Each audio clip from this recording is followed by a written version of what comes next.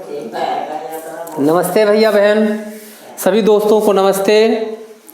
आज हम आप लोगों को पढ़ाएंगे कक्षा 12 रसायन विज्ञान अध्याय 2 विलयन, पार्ट है 8 वान ठाप समीकरण। तो सबसे पहले चलते हैं वान ठाप समीकरण क्या है। तो वान ठाप ने 1887 में तन विलयन के परासरण दाब पाई के लिए एक समीकरण दिया जिसे वान ठाप समीकरण कहते हैं। पाई इक्वल टू CRT, ये समीकरण उन्होंने दिया जहां पाई क्या है, परासरण दाब है, C विलयन का मोलर सांद्रण है, जहां C बराबर विलयन का मोलर सांद्रण, R बराबर गैस स्थिरांक, T परम ताप है। तो उन्होंने क्या कहा कि परासरण दाब पाई जो होता है विलयन के मोलर सांद्रण के समानुपाती होता है, C समानुपाते पाई। यह समीकरण कहलाता है वान ठाप समीकरण। यह समीकरण कहलाता है वान ठाप समीकरण। तो 2 नंबर का पूछता है कि वान ठाप समीकरण क्या है। तो वान ठाप समीकरण लिखेंगे। फिर प्रश्न आता है कि वान ठाप समीकरण से आवासशील विलेय के आणविक द्रव्यमान की गणना कैसे की जाती है। तो उत्तर लिखेंगे वान ठाप समीकरण से, वान ठाप समीकरण से अवाष्पशील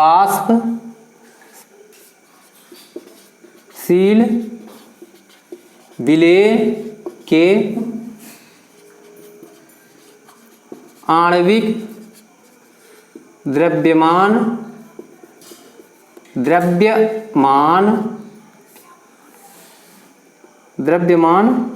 की गणना करना, यानी MB की गणना कैसे की जाती है। तो सबसे पहले चलते हैं, लिखेंगे वान ठाप समीकरण से। यहां लिखेंगे वान ठाप समीकरण से पाई इक्वल टू CRT, समीकरण नंबर 1 कर देंगे। फिर लिखेंगे परंतु C इक्वल टू होता है NB बटे V इंटू RT। ये मान समीकरण 1 में रख देंगे। जहां लिखेंगे NB क्या है, यहां लिखेंगे जहां NB विलेय के मोलों की संख्या भी विलयन का लीटर में आयतन,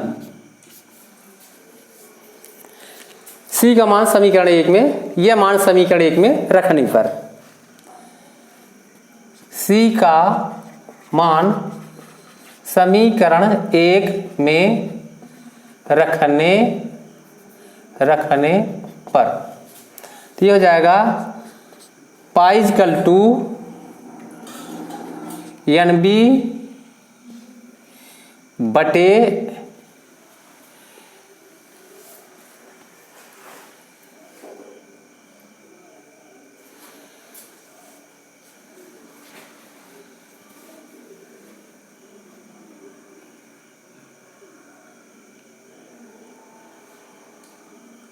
C बराबर होता है, यहाँ लिखेंगे C बराबर होता है ये, तो लिखेंगे NB बराबर होता है, C बराबर होता है NB बटे V।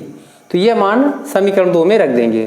तो एन बी बटे हो जाएगा एन बी बटे भी इंटू आर टी। अब मान रख गया है।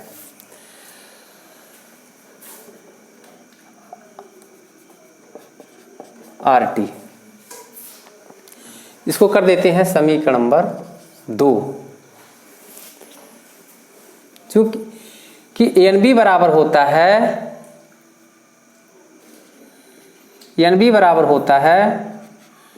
डब्ल्यू बी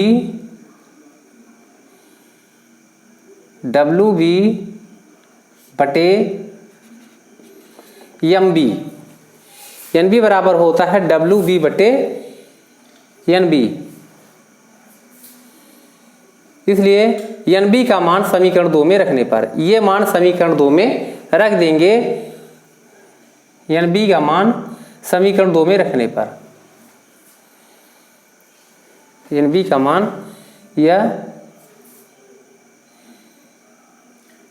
एन बी बराबर इतना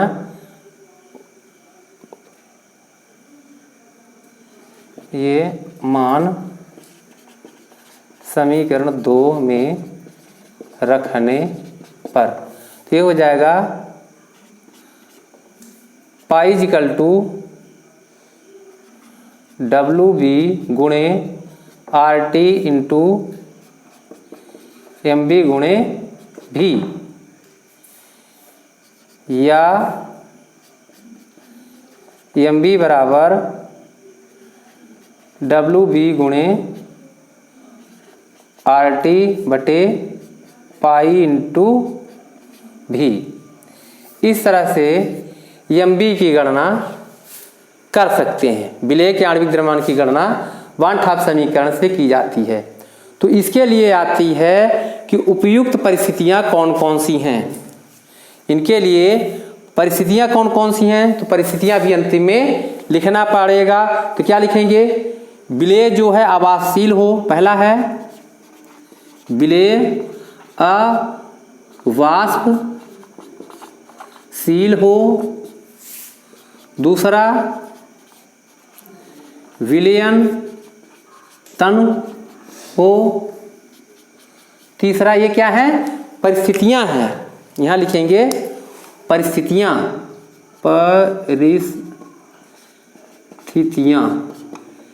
यानी सही मान निर्धारण के लिए, विलेय का सही मान ज्ञात करने के लिए परिस्थितियां लिखेंगे। विलेय का सही मान ज्ञात करने के लिए परिस्थितियां, ये हेडिंग होगी। तीसरा है विलेय का वियोजन, विलेय का वियोजन या संगुणन न हो। तो ये उपयुक्त परिस्थितियां हैं। तो प्रश्न क्या है कि वान ठाप समीकरण क्या है, इसके द्वारा आवासशील विलेय के आणविक द्रव्यमान की गणना कैसे की जाती है, तो आप इस तरह से हल करेंगे। या पूछ लेता है सिद्ध कीजिए एम बी बराबर W B into R T बटे पाई इंटू भी सिद्ध करने के लिए आता है। तो आशा है कि आप सब समझ गए होंगे वान ठाप समीकरण क्या है। ये अगर अभी पूछता है तो आपको यहाँ तक परिस्थितियाँ तक भी लिखना अनिवार्य होता है। धन्यवाद।